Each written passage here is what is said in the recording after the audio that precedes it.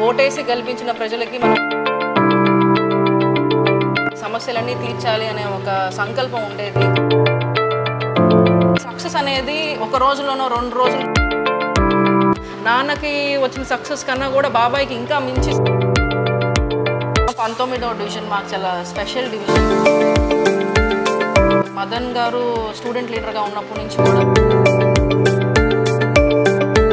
నాన్న ఎమ్మెల్యే అయినప్పటి నుంచి కూడా ఒక 4-5 సమస్యలు. నాన్న చాలా క్రిటిక్ అమ్మా, అంతగా అప్రిషియేట్ చేయరు. ఒక ఫాదర్గా అయితే హీఈస్ 100%. మనం వెళ్ళి మోడీకి చెప్పుకోండి అన్న విధానం మన భవిష్యత్ తరాలకి గుర్తుండేలాగా సెల్యూట్ చేయాల్సింది తప్పకుండా. Hello views, welcome to HN9 TV.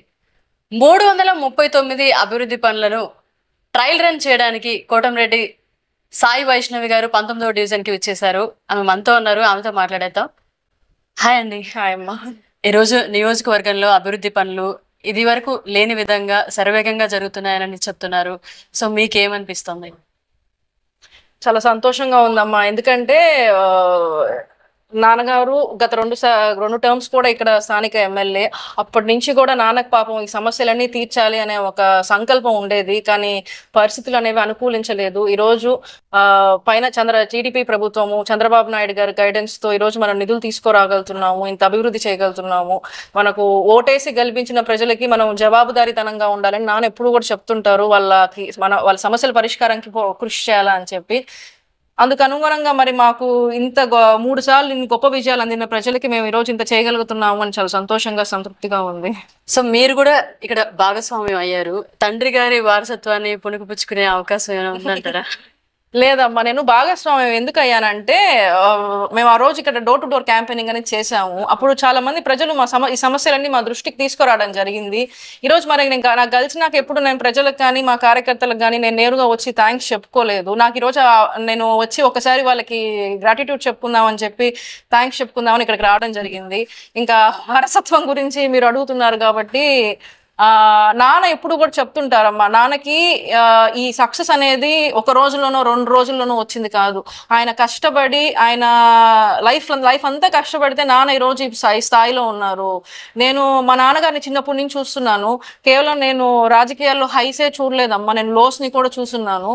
కాబట్టి రాజకీయాల్లో ఉండాలి అనుకునే వాళ్ళు కేవలం పవర్ అనే ఒక ఫ్యాక్టర్ని చూడకూడదు. ఆ కష్టానికి సిద్ధంగా ఉండాలా, ఆ ప్రజల కోసం కష్టపడేంత మనస్తత్వం ఉండి అంత కష్టం చేయగలిగితేనే వాళ్ళు రాజకీయాల్లోకి రావాలి. కాబట్టి మా నాన్నగారిని ఈరోజు ఇన్స్పిరేషన్ గా తీసుకొని మా బాబాయ్ ప్రజాక్షేత్రంలో అడుగు పెడుతున్నారు. బాబాయ్కి తప్పకుండా మీ అందరి ప్రజల బ్లెస్సింగ్స్ కానీ, మీ బ్లెస్సింగ్స్ కానీ, అందరి బ్లెస్సింగ్స్ సపోర్ట్ ఉండాలని చెప్పి నేను మనస్ఫూర్తిగా కోరుకుంటున్నాను. నాన్నకి వచ్చిన సక్సెస్ కన్నా కూడా బాబాయ్కి ఇంకా మించి సక్సెస్ అవ్వాలని చెప్పి ఆ దేవుని కూడా నేను ప్రార్థిస్తాను. శ్రీధర్ రెడ్డి గారు కాకుండా మీ ఫ్యామిలీ నుంచి గిరిధర్ రెడ్డి గారు వచ్చే అవకాశం ఉందంటారా? ఖచ్చితంగా కదమ్మా. ఆల్రెడీ బాబాయ్ అంటే నేరుగా ప్రత్యక్షంగా ఒక ప్రజాప్రతినిధి పోస్టులో లేకపోవచ్చు, కానీ ఈరోజు గత ఎన్నిక కానివ్వండి, ఈరోజు ఇక్కడ ఈ అభివృద్ధి పనులు అన్నింటిలో కూడా కోఆర్డినేట్ చేసుకోవడంలో తప్పకుండా ఈ సక్సెస్ లో బాబాయ్ కీలక పాత్ర పోషించారు. ఖచ్చితంగా 19వ డివిజన్ లో మీరు ట్రయల్ రన్ చేశారు. ఎలా ఉంది స్పందన? ఎలా ఉంది? పీపుల్ ఎలా మిమ్మల్ని రిసీవ్ చేసుకుంటున్నారు? మా 19వ డివిజన్ మాకు చాలా స్పెషల్ డివిజన్. ఎందుకు చెప్తున్నానంటే, ఇక్కడ స్థానికంగా ప్రాతినిధ్యం వహించేది జ్యోతిప్రియ గారు, వారి భర్త మదన్ కుమార్ గారు. మాకు ఇప్పుడు కాదమ్మా, మదన్ గారు స్టూడెంట్ లీడర్ గా ఉన్నప్పటి నుంచి కూడా నాన్నతో ఆయన జర్నీ కంటిన్యూ చేశారు. అదేవిధంగా ఒక ఎలక్షన్స్ ముందర ఒక 16 మంత్స్ బ్యాక్ కనుక చూసుకుంటే, ఆ రోజు నాన్నకు అత్యంత కష్టకాలం. ఆ రోజు అత్యంత కష్టకాలంలో కూడా జ్యోతిప్రియ గారు కానీ, వాళ్ళ భర్త మదన్ గారు కానివ్వండి, భయపడకుండా కేసులు పెట్టించుకొని చాలా బలంగా పోరాడిన కొందరి వ్యక్తుల్లో ఖచ్చితంగా మదన్ గారు ఒకరు. కాబట్టి ఇంతటి ఒక స్పెషల్ డివిజన్ మాకు ఇది, అంతటి స్పెషల్ పీపుల్ ప్రాతినిధ్యం వహించే డివిజన్ కి వచ్చేసి ఇక్కడ జరిగిన అభివృద్ధి పనులు చూడడం నాకు చాలా సంతోషంగా ఉంది. అదేవిధంగా వస్తున్నప్పుడు మదన్ గారు వివరించారు, మనము ఇప్పుడు దాకా ఈ డివిజన్ కి ఒక 4 నుంచి 6 కోట్ల వరకు నిధులు తేగలిగాము అంతా అని చెప్పి. ఈ 339 పనులు అయితే నేను వచ్చే ముందర బుక్లెట్ చూసి కౌంట్ చేసుకున్నాను. అరౌండ్ 2.67 crores, ఈ 41 crores లో 2.67 crores మనం ఈ డివిజన్ కి అందించడం జరిగింది. ఆ రోజు ఇప్పుడు నేను నడుస్తూ వస్తే కూడా ఆ రోడ్డు అవన్నీ కూడా చెప్తున్నారు, ఆ రోజు మనం తిరిగాం కదా, ఈ రోడ్డు బాగాలేదు, ఈ రోడ్డు మేము కంప్లీట్ చేసాము. సో చాలా హ్యాపీగా అనిపిస్తుంది. నెల్లూరు రూరల్లో గతంలో ఎన్నడూ లేని విధంగా అభివృద్ధి పనులు అయితే జరుగుతున్నాయని ప్రజలు చెప్తూ ఉన్నారు. సో అవి విన్నప్పుడు ఎలా అనిపిస్తుంది? ఇప్పుడు రీసెంట్ గా ఎంఎస్ఎంఈ పార్క్స్ కావచ్చు, అన్ని అభివృద్ధి పనులు కావచ్చు, ఇవన్నీ మీకు మీ వరకు వస్తున్నప్పుడు మీకు ఏమనిపిస్తుంది? చాలా ఫస్ట్ సంతోషంగా అనిపిస్తుంది. ఫస్ట్ అయితే నేను చంద్రబాబు నాయుడు గారికి, ఈ ప్రభుత్వ పెద్దలకు కూడా ధన్యవాదాలు తెలియజేసుకుంటున్నాను. ఎందుకంటే గతంలో కూడా నాన్న చేయాలి అని అనుకున్నారు ఈ అభివృద్ధి పనులకు పరిష్కారం, కానీ అవ్వలేదు. ఈరోజు కేవలం వారి సహకారంతో నిధులు తేగలుతున్నారు కాబట్టి చాలా సంతోషంగా ఉంది. ఇంకా ఎంఎస్ఎంఈ పార్కు, ఆమంచర్ల పార్క్ అనేది నాన్న ఎమ్మెల్యే అయినప్పటి నుంచి కూడా ఒక 4-5 సమస్యలు పర్సిస్టెంట్ గా పాపం టైం అండ్ అగైన్ ఎప్పటికప్పుడు ఆ పైన ప్రభుత్వం దృష్టికి తీసుకెళ్తూనే ఉన్నారు. అలాంటి ఒక వాటిల్లో ఈ ఆమంచర్ల ఎంఎస్ఎంఈ పార్క్ ఒకటి. ఈ రోజు ఈ టర్మ్ లో ఎంఎస్ఎంఈ పార్క్ శాంక్షన్ కావడం, నిన్ననే దాని శంకుస్థాపన జరగడం, అంతకు మించి దానికి భారత్ సింధూర్ అనే గౌరవనామం పెట్టడం కూడా, ఇవన్నీ కూడా సంతోషాన్ని ఇచ్చాయి. ఎందుకంటే ఆ ఎంఎస్ఎంఈ పార్క్ అది డెవలప్ అయితే చుట్టుపక్కల మా నియోజకవర్గంలో ఉండే యువతకి ఉపాధి అనేది కలుగుతుంది. సో అందుకని మాకు చాలా సంతోషంగా ఉంది. రూరల్ ఎమ్మెల్యే గారు మీ నాన్నగారు సో ఎలాంటి సపోర్ట్ ఇస్తూ ఉంటారు మీకు సార్? దేంట్లో అమ్మా? పాలిటిక్స్ లో కానీ? నేను పాలిటిక్స్ లో లేనమ్మా, కాబట్టి నాన్న సపోర్ట్ నాకు పాలిటిక్స్ లో ఏం పెద్ద ఉండదు. నేను ఓన్లీ నాన్నని ఇప్పుడు కొన్ని ఇలాంటి పనుల్లో అప్రిషియేట్ చేస్తున్నారా? నాన్న చాలా క్రిటిక్ అమ్మా, అంతగా అప్రిషియేట్ చెయ్యరు.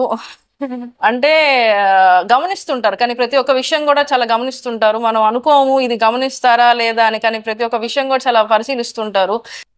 పాలిటిక్స్ లో నాకు సపోర్ట్ చేస్తారు అనేది అని కూడా మేము అసలు రాజకీయాల్లో లేనప్పుడు ఆయన సపోర్ట్ ఎందుకమ్మా, కానీ ఒక ఫాదర్ గా అయితే హీఈస్ 100%.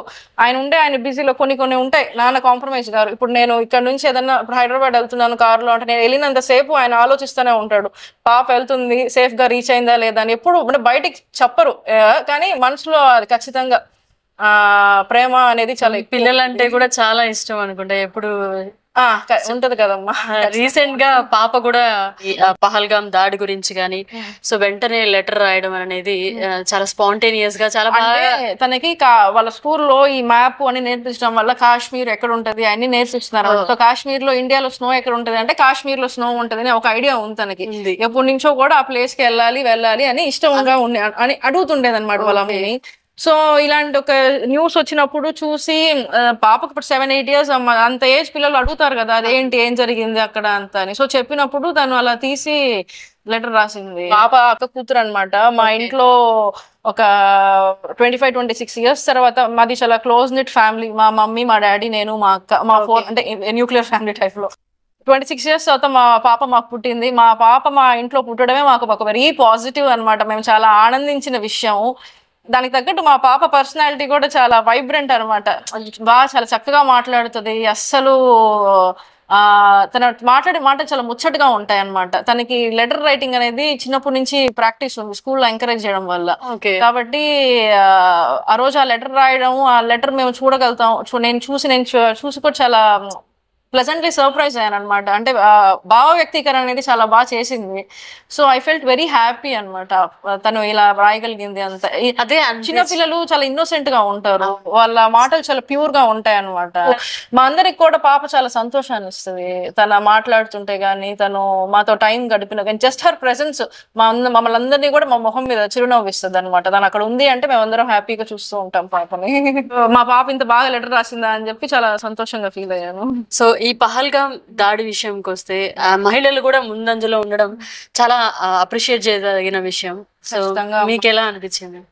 ఫస్ట్ మా పహల్గామ్ దాడి వినంగానే నాకు చాలా బాధపడ్డాను. ఎందుకంటే నేను 2 years క్రితం అక్కడికి వెళ్ళున్నాను అనమాట. సేమ్ ఈ రోజు ఎక్కడైతే ఆ ఉగ్రవాద దాడి జరిగిందో అక్కడికి నేను వెళ్ళడం జరిగింది.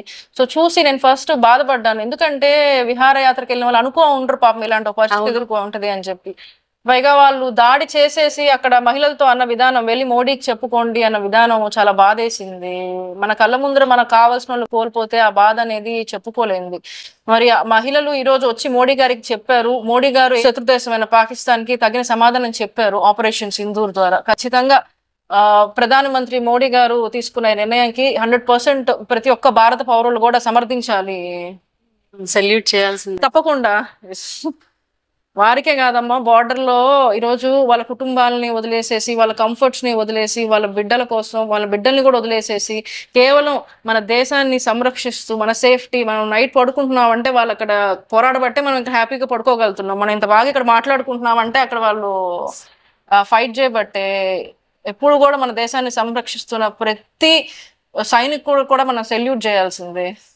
దానికి గుర్తుగా రూరల్ ఎమ్మెల్యే గారు కూడా భారత్ సింధూర్ MSME పార్క్ అనేది పెట్టడం అనేది చాలా సంతోషించదగ్గ విషయం. నారా చంద్రబాబు నాయుడు గారు గైడెన్స్ అమ్మ, సార్ డైరెక్ట్ చేశారనమాట. మనం ఈ రోజు ఎట్లా ఒక పార్క్ పెడుతున్నాము, మరి ఒక పార్క్ కి మన భవిష్యత్ తరాలకి గుర్తుండేలాగా ఈ భారత్ సింధూర్ అనే ఒక నామకరణం చేద్దామనే డైరెక్షన్ తో నాన్నగారు ఇక్కడ ఇంప్లిమెంట్ చేశారు. సో ఏం చెప్తారు ఈ సందర్భంగా నెల్లూరు పట్టణ ప్రజలకి? అందరికీ నమస్తే అండి. నా పేరు వైష్ణవి. నేను కోటంరెడ్డి శ్రీధర్ రెడ్డి గారి కూతుర్ని. ఈరోజు కోటంరెడ్డి శ్రీధర్ రెడ్డి గారు ఎంతో ప్రతిష్టాత్మకంగా నెల్లూరు రూరల్ నియోజకవర్గంలో 339 అభివృద్ధి పనులని కేవలం 60 days లో కంప్లీట్ చేయడం జరిగింది. ఈ ప్రాసెస్ లో ఎప్పుడు నాన్నకి మీ బ్లెస్సింగ్స్ ఉంటాయని చెప్పి నేను కోరుకుంటున్నాను.